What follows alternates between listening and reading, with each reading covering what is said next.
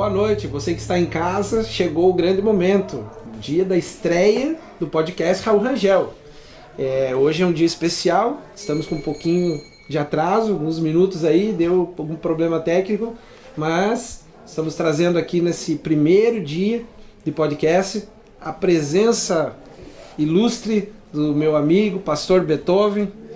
Tem uma larga experiência em comunidade terapêutica, tem algo precioso para dividir conosco nessa noite. E fica ligado aí que tem bastante informação para vocês. Pastor Beethoven, conta para nós. Primeiramente eu queria dar uma boa noite para os nossos telespectadores, os nossos queridos amigos que estão nos vendo. E conta para nós como que foi a tua vinda para Matinhos. Pastor Beethoven agora está com a base underground em Matinhos. Estamos em Matinhos, a namoradinha do Paraná, né? Matinhos, querida Matinhos, estamos chegando já há 111 dias que estamos aqui, trabalhando bastante afinco numa reforma no estabelecimento que nós adquirimos, né?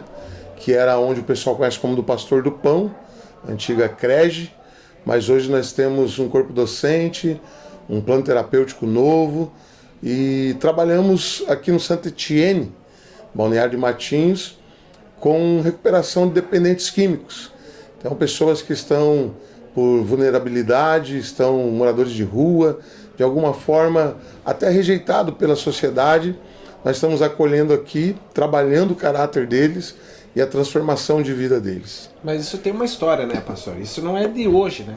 A base underground se estabeleceu em Matinhos recentemente, mas o teu trabalho com comunidade terapêutica, de resgate de almas, abraçando a causa daqueles que foram esquecidos, rejeitados pela sociedade, já vem de algum tempo, né? Vem de algum tempo. Eu sou oriundo da causa, eu fui viciado, traficante, usei muita droga, incomodei muito minha mãezinha, quase matei ela de desgosto. E em janeiro de 98 eu fui me recuperar no desafio Jovens Vida para Cristo, onde a minha vida foi transformada. Eu conheci o Senhor Jesus e de lá para cá eu venho trabalhando, fazendo curso para pastor, participando de conselhos de pastores do estado do Paraná, ministros evangélicos.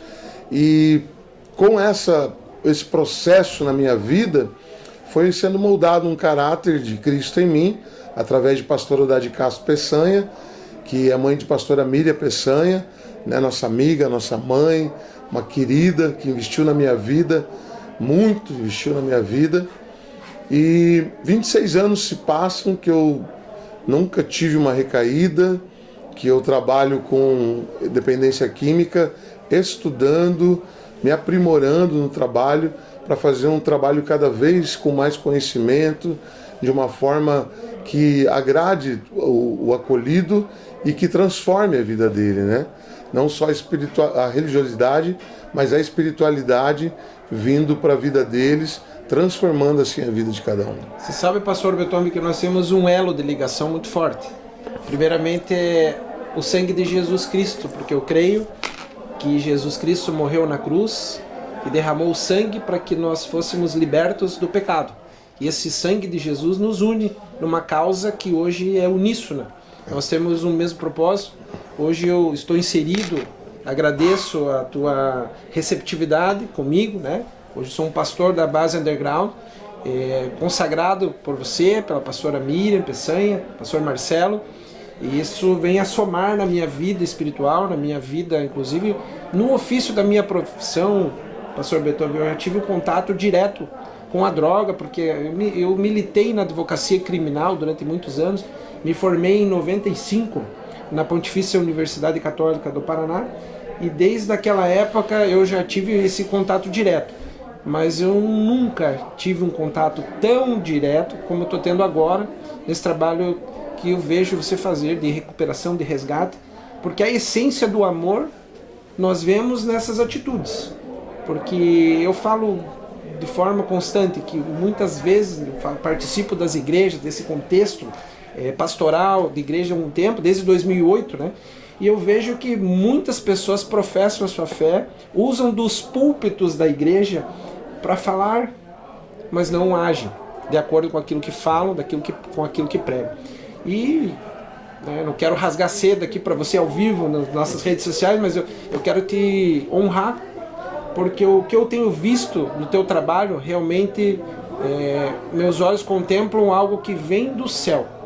Porque são poucos hoje que fazem a diferença da forma que você faz, são 70 a 75 acolhidos que você tem hoje, né, na tua comunidade terapêutica, e eu vejo disciplina nessas pessoas, eu vejo amor, vejo compaixão, vejo empatia, eu vejo que realmente está havendo uma transformação na vida deles. Você tem um lema aqui na Base Underground, como que é esse lema, pastor? Revela aí para nós. Nós temos um lema aqui que mais do que uma recuperação, uma transformação de vida, né? Porque deixar de usar droga, a gente vê pela ciência até mesmo, que é muito fácil. Eu fecho um cidadão num ambiente onde não há nenhum tipo de droga, entorpecente, lícita e não lícita, e ele, com atividades inclusivas, ele vai tendo outros hábitos, né? Embora na psicologia nós sabemos que um hábito adicto para ser transformado demora 3 meses, um hábito. Mas nós vamos trabalhando dentro do caráter, da transformação do cidadão e vamos mostrando dia a dia para ele. Por isso nós temos uma grande vantagem. Eu costumo falar para meus amigos psicólogos que todo psicólogo tem o sonho de estar morando com o paciente, e eu tenho essa condição, não com mas com 70 pacientes. E deve ser bem difícil administrar isso, família, esposa, filhos, né? Se eles não vêm junto, é quase impossível. Se a minha família não se doa 26 anos para fazer esse trabalho, e nós temos hoje, detalhe, 75% das vagas são sociais. Vagas sociais. Não temos ajuda do governo, não temos ajuda de político. Eu, inclusive, quero mudar essa história.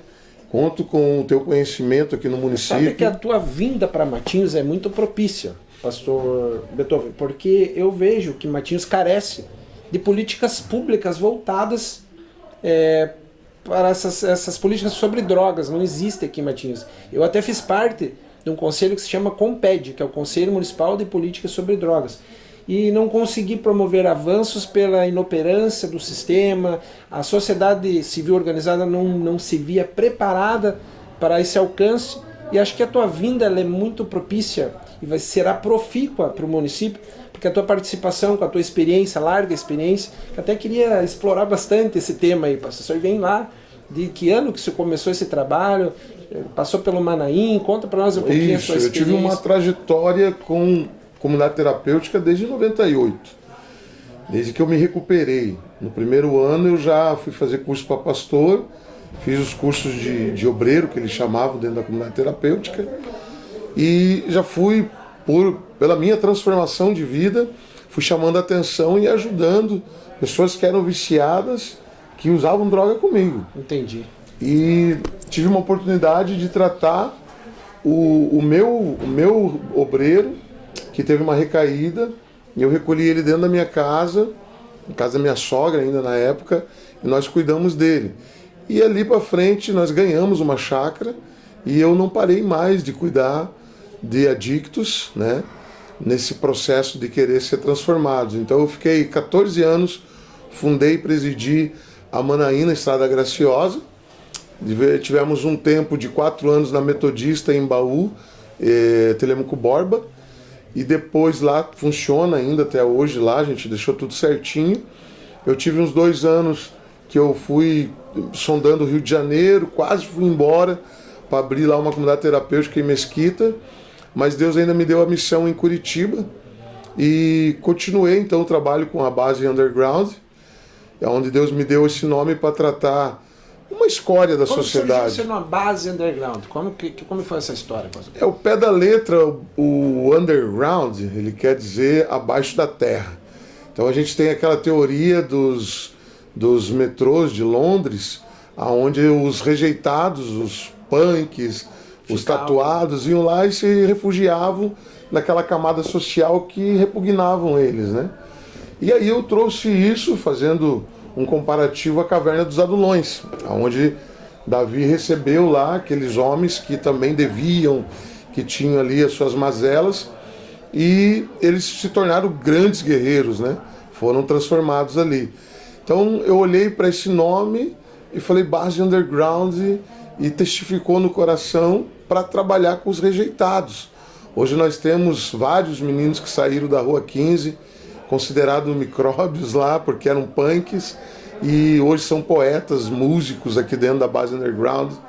Eu trabalho, sou agente cultural, trabalho com a cultura muito forte dentro do meu ministério, isso é empírico em mim, porque eu vejo que precisa ser valorizado e precisa entender a mente do artista, do artesão. Eu quero abordar esse tema contigo, porque eu vejo assim, você participa do meio pastoral, dessa realidade, desse contexto cristão, e certamente tem muito preconceito, né, pastor? Pelos mais conservadores, aqueles que não entendem a visão do resgate. Você está indo atrás das pessoas que foram abandonadas pela sociedade, os rejeitados, né? Isso. Então, o mesmo amor que foi impregnado na tua vida, através da pastora Miriam, que você contou aqui há pouco no estúdio a história desde o início, queria que você contasse para os nossos amigos que estão te vendo agora na tela. Sim. Como que foi isso, pastor? Você foi resgatado pela pastora Miriam? Enxertado. E aí esse mesmo amor que você recebeu, quem recebe o amor acaba transmitindo, né? Com certeza. O que eu recebo eu vou replicar.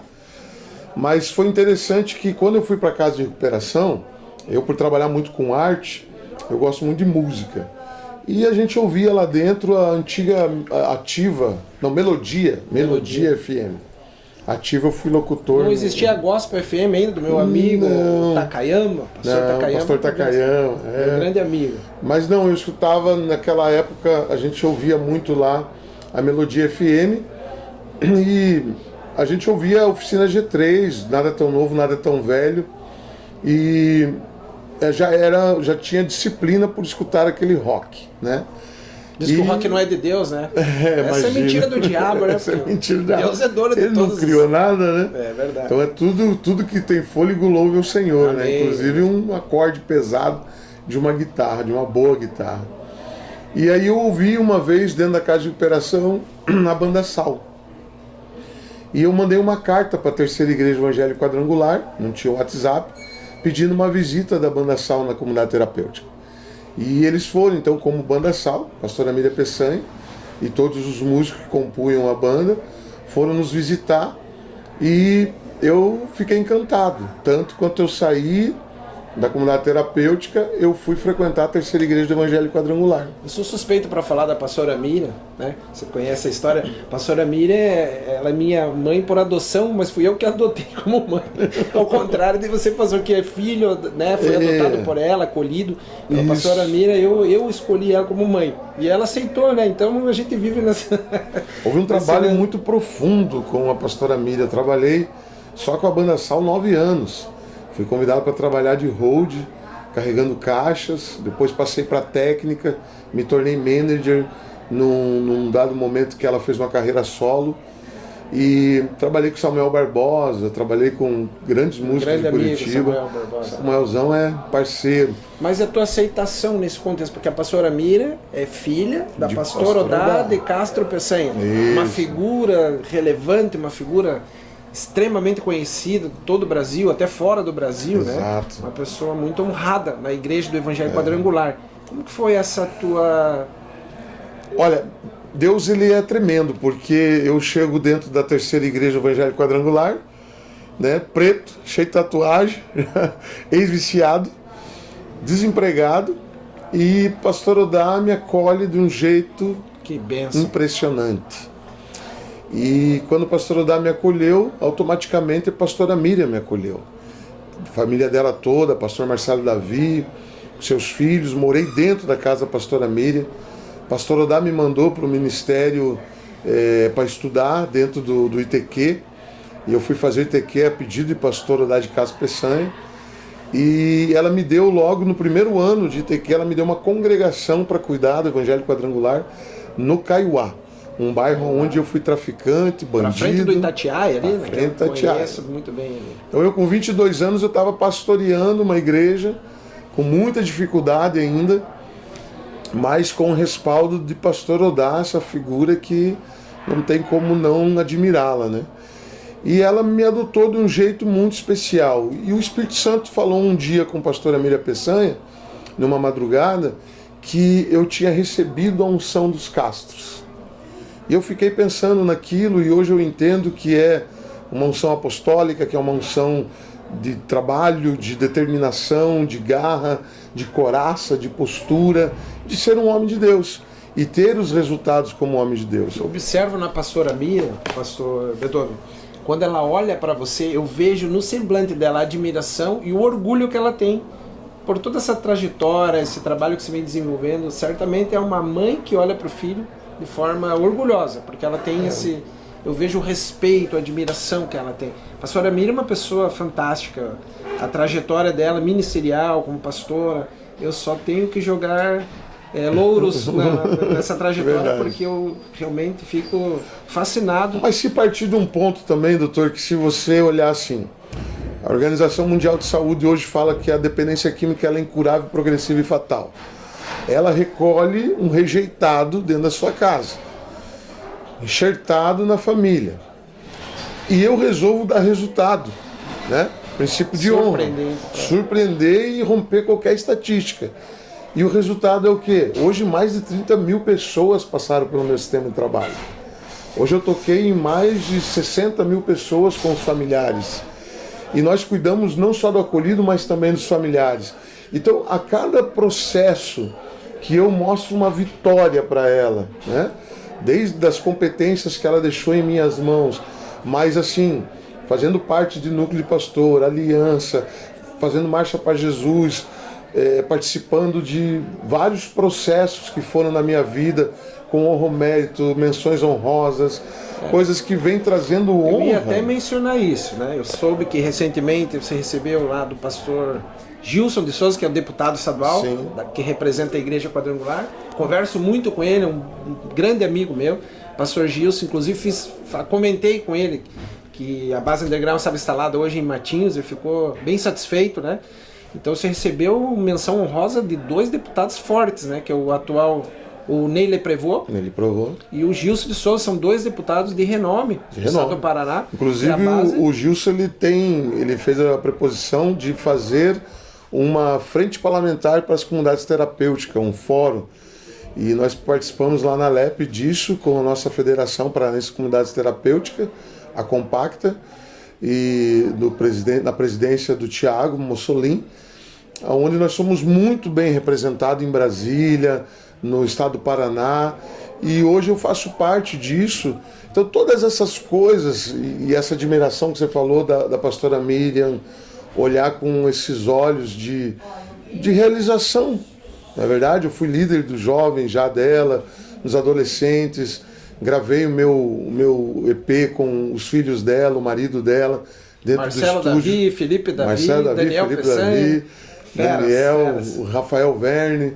Né? Então, assim, essas coisas, eu hoje, como eu cuido de várias pessoas, e alguns deles respeitosamente me chamam de pai, eu fico feliz quando eles conquistam algo, quando eles terminam um estudo, vão para uma faculdade com uma base, encaminha eles através de nós temos um convênio com a Uni Santa Cruz, encaminhamos eles para uma faculdade, eles completam o ciclo.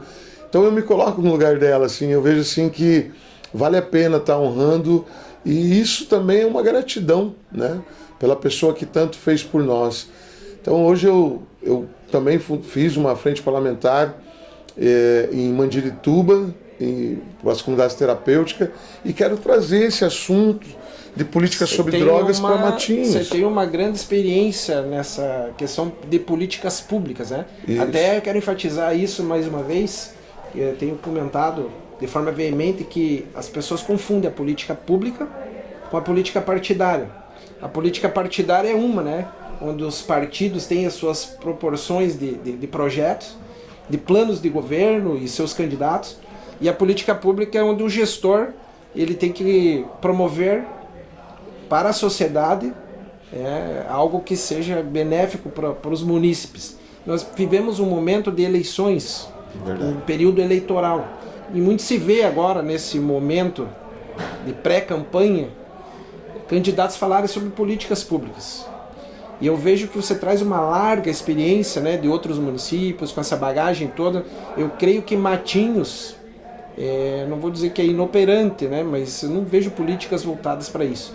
De que forma você entende, né? E até faço aqui um convite, pastor, vou lançar um desafio aqui. Existem alguns pré-candidatos a prefeito em Matinhos, eu, graças a Deus, sou amigo de todos eles, eu me dou bem com todos, sou amigo de todos, né? Temos o prefeito atual, o Zé Decler, que é o gestor público, o Clécio Vidal, que é o vice-prefeito, também é pré-candidato a prefeito, meu amigo, o Eduardo Dalmoro, empresário, já foi prefeito na cidade, também é meu amigo, o Rodrigo, que é filho do ex-prefeito também, Chiquinho, tem vários candidatos, a Cássia Novochado, que é a esposa do juiz de direito da comarca de Matinhos, também é minha amiga. Eu faço um convite aqui, eu vou lançar um desafio, pastor, nesse primeiro dia de podcast, para que eles venham aqui participar, serão todos recebidos de forma respeitosa, porque no decorrer da militância da advocacia, eu advoguei muitos anos, eu aprendi que o debate ele é sempre importante. O que não pode haver entraves, discussões que acabam desagradando, com desonra. Nós temos que ter um respeito mútuo e buscar unidade na diversidade. A divergência de pensamentos, a livre manifestação é um direito constitucional de todos. E esse canal aqui será um canal abençoador, um canal onde as pessoas vêm, expõem suas ideias, nós vamos receber e fazer essas tratativas com a sociedade civil organizada, de forma geral, com os empresários. Como você vê, pastor, a possibilidade de implantar políticas boas para os munícipes? O que você traz de ideias para o município de Matinhos? Muito bom trazê-los para esse podcast, poder conversar. Eu faço questão de recepcioná-los, estar presente nesse podcast. Não, eu gostaria até de já declarar aqui que você vai ser o meu companheiro nesses podcasts. Vamos? Porque eu estou cansado de ver políticos balançar essa bandeira, falando de políticas públicas sobre drogas, e na atitude, realmente, na ação prática, nada acontece. Então nós precisamos implantar, ver qual que é o plano de saúde mental que tem para o município, como podemos trabalhar nas redes, como que as comunidades terapêuticas serão acolhidas para trabalhar a casa de passagem, o idoso, a criança, que são adictos, né? A prevenção, conscientização do abuso e abuso de substâncias psicoativas.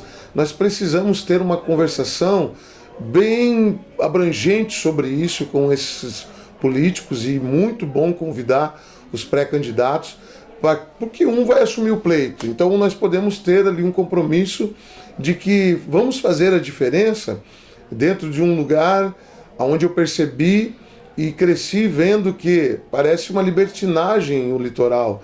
As pessoas vêm para a praia para aprontar, para usar droga. Então vamos ter um lugar onde nós vamos ter uma prevenção, uma conscientização, investir nisso. Querem prostituir a namoradinha do Paraná? Querem prostituí-la. Mas nós vamos ter um enfrentamento, vamos ver por que não está acontecendo ações com esse conselho. Vamos fazer uma frente parlamentar, vamos fazer um fórum, uma delegacia. Discutir com as igrejas também. Claro, trabalhar as igrejas, empresários, sabe, levar palestras de prevenção, levar palestras que possam conscientizar e ajudar o funcionário ou membro da igreja que está ali, funcionário de uma empresa ou membro de uma igreja que está ali, infelizmente, nesse mundo, porque é silencioso. Não escolhe classe social, não escolhe raça, não escolhe cor, nada. A droga, ela é complexa. E a igreja tem um papel importante nisso, pastor. Eu vejo alguns representantes da igreja dizerem que a política não é de Deus. Na verdade, o exercício da cidadania é uma arma assim, fundamental. Nós precisamos estar envolvidos, nós precisamos discutir esse assunto e ter governantes com compromisso, né? Não só com o segmento do evangélico, mas de toda a sociedade. Você sabe, pastor, tem uma analogia que eu ouvi uma vez essa história e vou repetir aqui. Se você tiver acometido uma doença, uma enfermidade gravíssima e necessitar de uma cirurgia num pronto-socorro, existem lá 2 médicos para te atender. Um, ele é cristão, e o outro não é cristão, mas ele é um exímio cirurgião. Qual dos 2 que você vai escolher para fazer a tua cirurgia? Eu tenho essa escolha, esse direito? Eu tenho certeza que você vai escolher o exímio cirurgião. Com certeza. Né? Porque assim, eu vejo que o governante, é bom que ele tenha os 2 atributos. Seria maravilhoso se ele tivesse os 2 atributos. Mas o governante, muitos usam do evangelho, um evangelho de fachada, se colocam na posição de cristão, mas depois a prática na gestão você não vê nada condizente com os ensinamentos de Jesus. Então, somos falhos, todos somos pecadores, todos temos defeitos. Mas se a pessoa estiver preparada, buscar o conhecimento, se aprimorar nesse conhecimento e juntamente com isso tiver o atributo da crença, da fé cristã, seria maravilhoso, né? É que talvez seja assim também uma militância sua, e eu quero ser parceiro, quero estar junto, a unidade das igrejas. É difícil, né? A gente Nós vemos movimentações de 4 em 4 anos, infelizmente. Pastor, eu cheguei em Matinhos em 2008 com um propósito missionário. Eu nunca tive nenhum recurso advindo dessas movimentações que fiz. Fiquei 5 anos visitando as igrejas, criando aliança com pastores. No ano de 2012 eu fiz um movimento na Praça Central, onde redigi no meu escritório um expediente direcionado ao prefeito para promover a Marcha para Jesus aqui no município.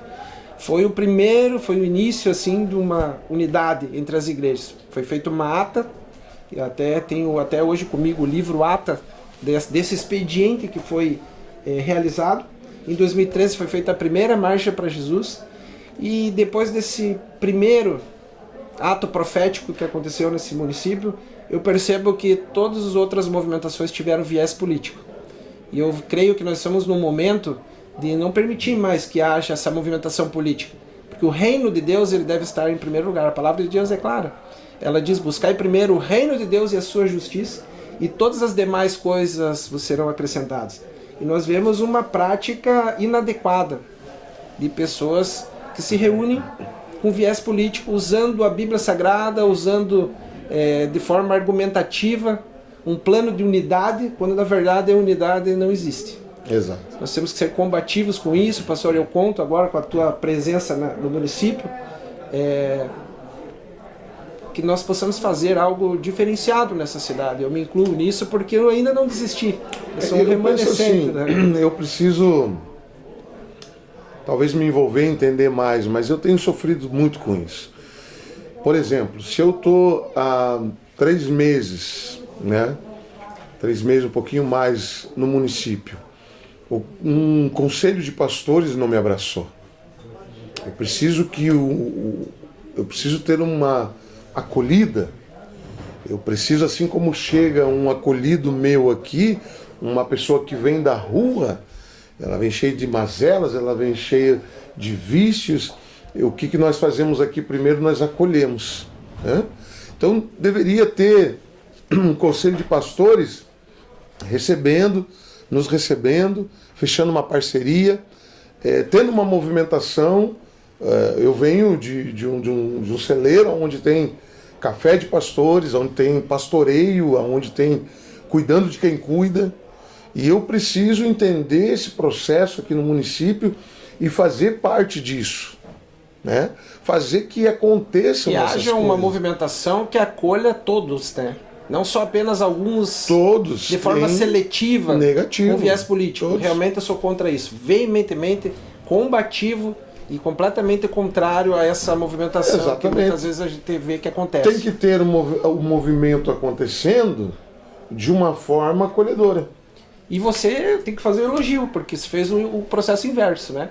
Instalou a base underground e convidou vários pastores que eu soube, né? Que tiveram Tenho convidado. presentes na base underground, pastores conhecidos na cidade, pessoas Exatamente. que são verdadeiras bênçãos, né? Temos uma lista pastor de do pessoas. Pão, que você foi o pastor do Pão. primeiro convidado, onde você exerceu o princípio da honra de trazer. Exatamente.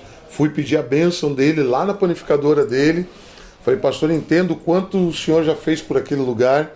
Estou assumindo agora lá, mas eu quero a tua bênção. Que né? E dessa forma eu penso assim, hoje pensar no número, Grande Curitiba, região metropolitana, nós temos hoje média de 450 mil viciados. Então quanto mais comunidade terapêutica, melhor é. Eu tenho conhecimento de 3 comunidades em Matinhos. Estamos com a base underground, temos o Celso, que o pai me adotou, e a Copiosa. Né? Então essas também precisam estar envolvidas dentro de um conselho, dentro não só de política sobre drogas, mas um conselho também eclesiástico, porque nós somos igrejas. Nós estamos fazendo o papel da igreja. E aí o pastor precisa pegar e ter lá, ele vai ter uma demanda. O bom samaritano leva na estalagem, que estalagem foi essa? Uma comunidade terapêutica. Cuida dele, cuida das feridas. Quando eu voltar, o que ele gastou, eu vou bancar. E nós sofremos hoje muita dificuldade pela falta de unidade das igrejas. E eu vejo muitos desigrejados, pastor. Pessoas que me pedem até orientação como fazer, justamente pelos desgastes do sistema. Infelizmente é um sistema que muitas vezes não está adequado com Ele tem que avançar, a igreja precisa avançar, nós precisamos ir além, né? Então, para que nós possamos ir além, nós precisamos estar unidos. Mas nós vamos conversar muito sobre isso, ainda vamos ter outros podcasts onde nós vamos discutir, abrir, chamar pastores aqui da cidade, grandes amigos, pastores, líderes religiosos, representantes de igrejas grandes, igrejas pequenas, nós temos que alcançar todos, né? Exatamente. Eu acho que esse podcast é uma ferramenta inclusiva, uma ferramenta de movimentação do reino de Deus. Porque a minha vida está toda pautada ao reino, sou um mero pecador, imperfeito, improvável, mas estou aqui para servir. E eu creio que você tem também essa mesma missão, pastor. Então, vamos falar isso no decorrer dos outros podcasts, claro. Trazer pessoas trazendo entrevista, entretenimento. Eu quero falar de música com você, pastor, porque você faz parte da banda Candelabro, né? O líder da banda Candelabro. E a banda Candelabro também faz um trabalho diferenciado nos motocultos, movimentos de motociclistas. Como que é isso aí? Conta para nós. Sim, nós temos uma banda bem alternativa. Eu trabalho com meninos, músicos que saíram do mundo das drogas e hoje eles servem a Deus através dessa música que é alternativa, é underground, é um evangelismo de rua, né, é urbano, onde a gente trabalha em pistas de skate, a gente trabalha nos motoclubes, não só da igreja, no secular também, porque eu prezo muito a cultura, sou agente cultural, ainda em Mandirituba, tá sobre a nossa gestão ainda, inclusive toco no aniversário da cidade, agora dia 26 lá, representando agora Matinhos dentro daquele lugar, mas eu penso assim, com a banda nós temos um trato com a igreja onde a gente desperta algo novo, né? A gente desperta uma intrepidez, uma audácia, uma ousadia, um confronto diante daquilo que está muito sacro, muito religioso. Então a gente vai quebrando toda essa religiosidade, levamos uma palavra forte, um testemunho forte. Então a banda Candelabro hoje ela é essa banda que faz a diferença no meio dos jovens, das crianças, dos adultos, motociclistas. Estivemos juntos recentemente na festa da Tainha aqui em Matinhos, foi uma maravilha, uma movimentação muito boa. Exatamente, fomos convidados para tocar ali na festa da Tainha. Parabéns. Foi muito legal ali estar com o povo ali matinhense, então tivemos um tempo gostoso e vamos ter outras oportunidades ainda aqui. Tem uma outra base underground no Balneário de Gaivotas. Nós temos um espaço ali em Gaivotas, onde nós estamos querendo montar uma cooperativa para gerar recurso para a comunidade terapêutica. Então nós estamos estudando ainda uma forma em que nós possamos estar limpando o litoral, fazendo uma reciclagem e trabalhando com os acolhidos para que eles possam estar tendo uma renda extra e a comunidade ser autossustentável. Fala do disco. O disco do Candelabro está nas plataformas musicais? Nós temos um EP gravado, são músicas próprias, que está hoje já nas redes sociais, Spotify, no Deezer e no YouTube. Nós temos ali para você poder estar assistindo, curtindo aí um pouco de Candelabro. Eu não fiz uma inclusão das minhas músicas, eu tenho um CD gravado também, gravei com a pastora Miriam, pastor Marcelo, pastora Miriam Peçanha, no estúdio em Curitiba, e eu não fiz a inclusão nas mídias digitais ainda das minhas músicas, preciso fazer isso, mas eu trouxe aqui uma lembrança, pastor, até quero compartilhar com o público e contigo também, um disco que eu gravei com a banda que eu participava, que era a banda Sem Censura. Vinil, gente, ó. Vinil. Banda Sem Censura. Final da década de 80, nós gravamos esse disco. E aqui foi uma composição juntamente com o compositor Paulo Hilário Bonametti. Eu fiz uma música com ele, que é Baby Brega, Deixa Eu Pôr era o nome da música. E do outro lado do disco, era um disco mix, foi gravado o Presidente Retardado. Na época, em 1989, essa música estava em evidência, né? Porque vivíamos um momento crítico, um momento de inflação galopante, um momento onde a crise se instalava no Brasil. E eu creio que essa música, o vinil é antigo, mas a mensagem da música ela é bem oportuna e bem atual.